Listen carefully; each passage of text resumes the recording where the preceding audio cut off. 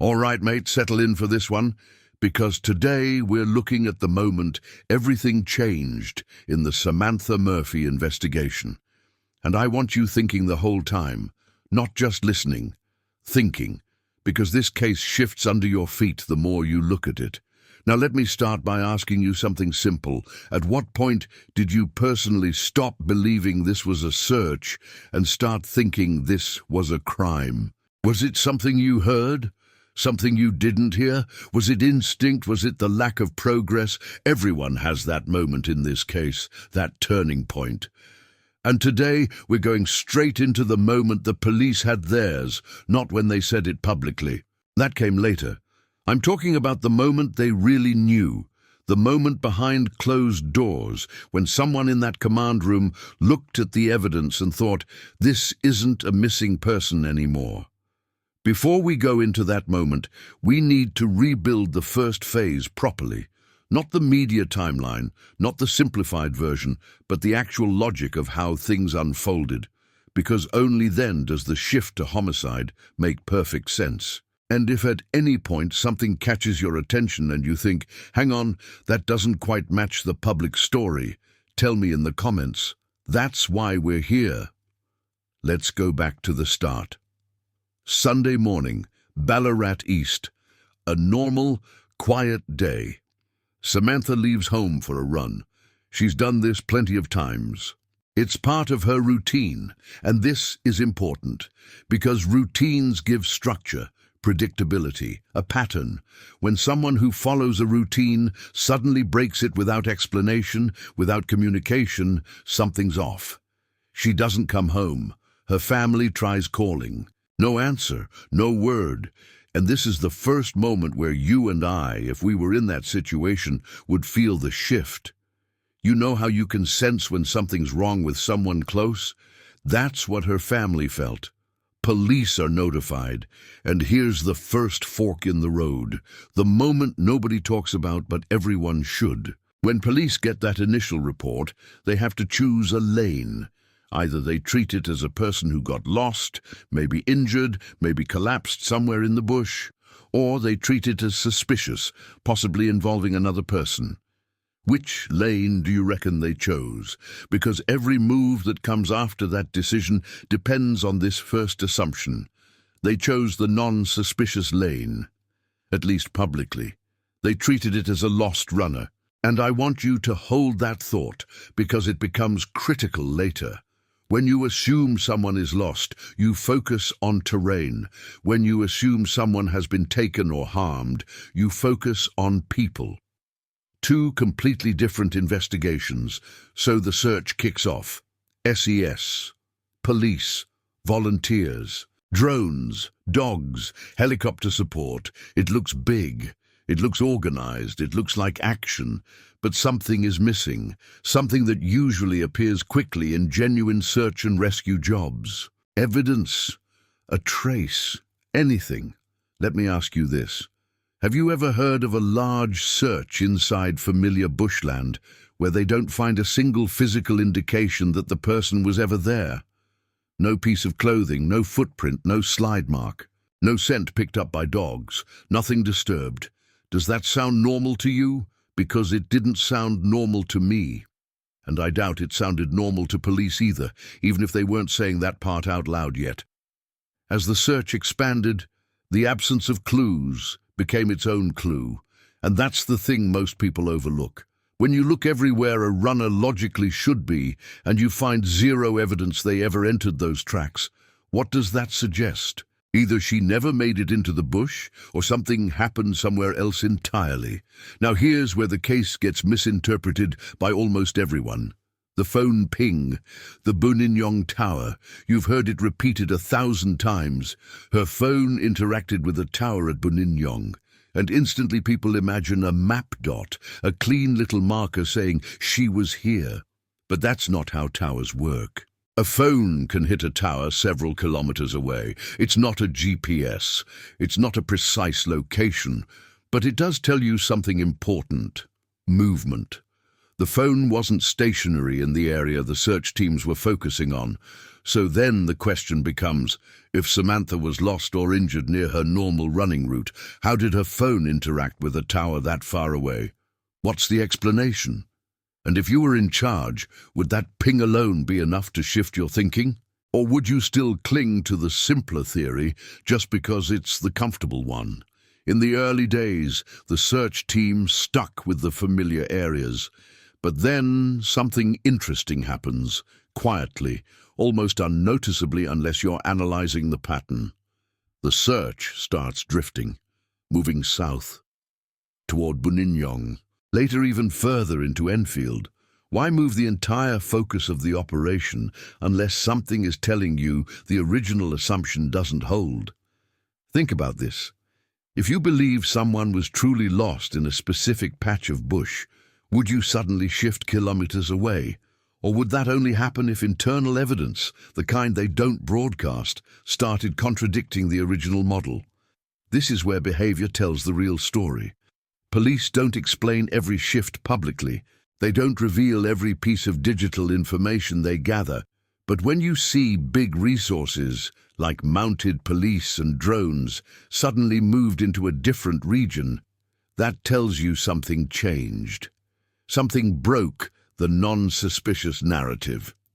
Let me put it to you this way. If you were running the search, and after 2 full days you had 100% effort and 0% results, would you still be confident in the lost runner theory? Or would your gut be telling you something else has happened here? By day 3, the search was massive. Huge grids, more volunteers, more police, more equipment. But again, no sign. And if you followed real-world cases, you know how bizarre that is. Even in rugged areas, searches almost always produce some sort of trace. Here, nothing. The bush was silent. And silence is information because it tells you the environment isn't the problem. The starting assumption might be. Now let's talk about tone. The tone of police communication is one of the best indicators of what's happening behind the scenes. In the early days, it's cautious, standard missing person language. But then you notice something subtle. Phrases like, nothing to suggest it's suspicious, start disappearing. The language becomes tighter, more controlled, less optimistic. Police don't say, we think she's dead, but they stop saying, we believe she's alive. That kind of shift never happens by accident. If they truly believed she was simply lost, the language would stay hopeful. It didn't. Ask yourself this. When was the last time you heard a police spokesperson continue using the word hopeful after 3 days of searching with absolutely nothing to show for it? It doesn't happen. When hope disappears from the language, it's not because they're tired. It's because they're recalculating the situation. There's another hint. Search effort starts to scale down, but investigative work scales up. You don't see it directly unless you know what to look for. Fewer large grid ground searches, more detectives in plain clothes, more doors quietly knocked on, more digital analysis. These are all signs of a shift in thinking. The real moment the police mindset changes isn't the day they bring in the homicide squad publicly. It's the day they stop believing the narrative that Samantha went missing on her run. And that moment is much earlier. Look at the decisions. Look at the operational behavior. Look at where resources go. That's where you'll find the truth. For example, when the search shifted south, what prompted that? Was it just the phone ping? Or was it interviews? Behavioral gaps, a timeline inconsistency, something they saw on CCTV, something in digital patterns. We don't get that part publicly, and we probably never will. But the relocation of resources tells you everything. Because here's the reality. Police don't move dozens of officers, volunteers, drones and dogs to a new location unless the old model breaks. And the old model broke quickly. If she'd simply fallen or collapsed near home, they would have found something. But they didn't, and detectives know patterns. They've seen lost runner cases. They know how they behave. And this one didn't behave like one. So when did they know? When did they really know? Most people assume it was weeks later, after more evidence was gathered. But I don't buy that. The shift started inside the first 72 hours. The change in language, the widening of the search area, the movement south, the increasing presence of detectives, the disappearance of not suspicious. You don't say those words once you've started leaning toward homicide. And they stopped saying them early. Eventually, of course, the public announcement came. Police declared they believed Samantha was deceased and that one or more individuals were involved. Later in March, Patrick Orange Stevenson was arrested and charged with her murder, but announcements aren't real-time feelings. They're conclusions. The realization comes much earlier. The announcement is just the moment they're ready to legally formalize it. Let me ask you a tough one.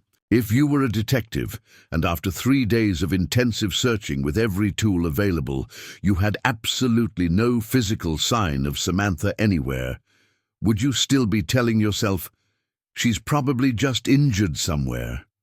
Would you believe that? Or would your instincts be screaming that something else is going on? Here's another question. Why did the search spend so much time expanding outward instead of tightening inward? That's not Lost Runner methodology. Lost Runner methodology closes in on the last known area, but suspicious cases push outward because they're looking for movement, transport, disposal routes, and by day 3, the operation looks more like that second category. There's also something else worth thinking about. When families get updated by police during searches like these, detectives usually give subtle indicators of their thinking. Not the full truth, but clues. Phrases like, we're exploring all possibilities, or we're keeping an open mind, or we don't want to rule anything out. Those sound neutral, but they're not. They're the opposite of confidence in a non-suspicious situation. Another thing, remember how much the community helped? Volunteers everywhere, drones, people checking sheds and fences. But none of that produced anything. And I want you to ask yourself, how does someone go for a run, vanish, and leave behind zero evidence for a massive community search? What's the simplest explanation? Because 9 times out of 10, the simplest explanation is the correct one. The person didn't go missing, where everyone thinks they did. I also want you to think about the fact that searches eventually stopped around the original running areas. If police genuinely believed she'd collapsed nearby, they would not stop. They would not move on. They'd keep looking because collapses and injuries don't walk away. They stay in that radius. So the decision to pull back from those areas is itself evidence of a shift in police thinking. Now, let's zoom out. We know that by March, police were fully treating the case as homicide, but the clues were there early. No evidence in the bush. Phone movement, search relocation, behavioral inconsistencies, the tone of communication, the introduction of specialized detectives, the absence of hope language. All these things combined long before the public announcement. So here's the real question.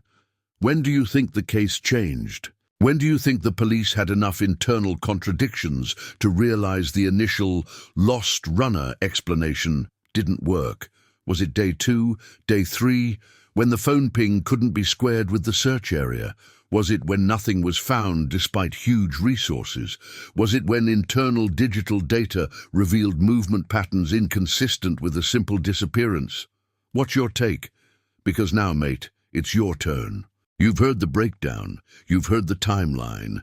You've seen how the behavior shifted long before the words did. So tell me, when did you think this became a homicide? All right, mate, tell me your thoughts below, and I'll see you in the next one.